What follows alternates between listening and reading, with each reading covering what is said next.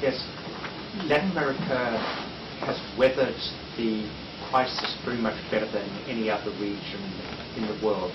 That, in fact, Latin America has been regarded as a safe haven by a lot of the investors. And essentially what this means is that money has really gone to Latin America seeking out high yields, seeking out the safety of their currency markets, with the result that Latin American bonds have performed a lot better than other bonds, that what we've had is their equity markets doing a lot better, and their currencies have been a lot stronger. And that is in total contrast to what occurred in earlier crises, the crises around about 2000, where Latin America really got hit hard. It rather seems ironic that in at least the first phase of the crisis that we've had, Latin America has been the one region that has really benefited.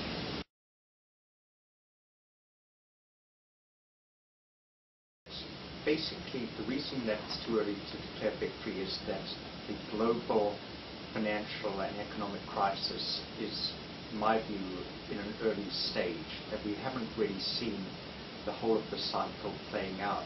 And it seems very likely that what we've got right now is an interlude period of quiet before the storm. The reason that I'm saying that is that the US economy is still being hit by the same three shocks that got it into trouble in the first place. And in fact, some of these shocks are getting worse. So for instance, the first of the shocks that I've mentioned would be the housing bubble bursting. This has been the worst housing crisis that the United States has had for 70 years. And what we see now is we're seeing house price declines accelerating. House prices at the national level declining by 15% at the last measure, and we're seeing a very high rate of foreclosures. In addition to the housing, the second factor that I would highlight is the fact that we've now been hit by an energy shock, that oil prices have really risen at an alarming rate. That what we've seen is we've seen oil prices doubling over the last year from something like $60 a barrel to $125, $130 a barrel. And that is very similar to what occurred in the 1979 oil shock. It takes time for that to affect the US economy. And the third factor that I cite is that there's still real trouble in US banks and US credit markets. As recently as yesterday, what we had is we had S&P downgrade Lehman, Morgan Stanley, Merrill Lynch. There clearly are still large losses in the banking system. They've got to raise additional credit. They're not lending. So when I take all of those three shocks together, the housing shock, the oil price shock, and the credit shock, each of those by themselves would be enough to really damage the United States economy. So when we put it all together, the risk is that the US is going to have a second leg down later on this year, and that what you'll see is you'll see a renewed turbulence in the financial markets. That is the reason that I think Latin America would be very ill-advised to take a complacent attitude. They really need to maintain sound policies so that they're in a position to weather the coming storm.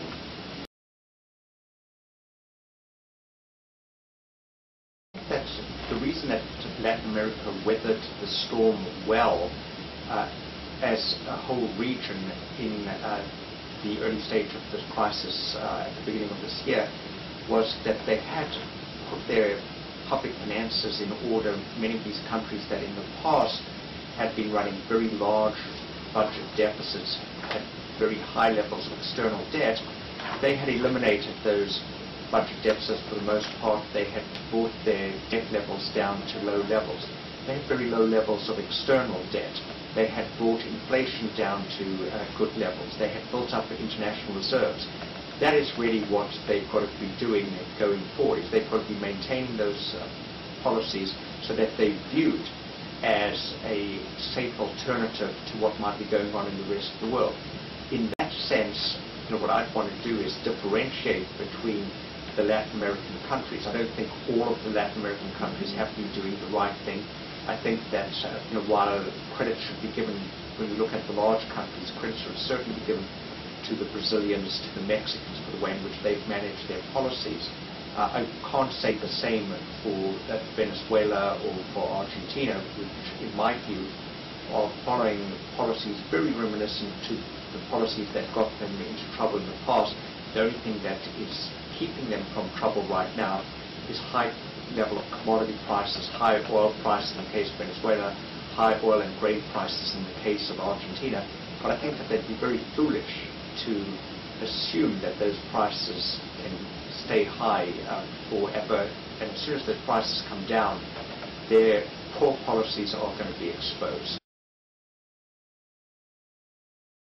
The problem in Latin America is that Latin America as a region is still very much a commodity exporter. They might have moved a little bit away from being commodity exporters, but they've still got very heavy dependence on commodity exports. When I've looked at the numbers, that 6 major countries in Latin America, and I'm thinking of places like Venezuela, Argentina, Chile, Colombia, Peru, those countries all have commodity exports that amount to as much as 10 percentage points of their GDP. So 10% of their overall economy is commodity export. That means that they benefit in times like these in which commodity prices are rising. But if I'm right that we are heading for global slowing, and certainly possibly recessionary conditions in the United States, the demand for those commodities is not going to stay high for very long. So what we see is those commodity prices come off their highs, and that really exposes a lot of these countries to the vagaries of what happens in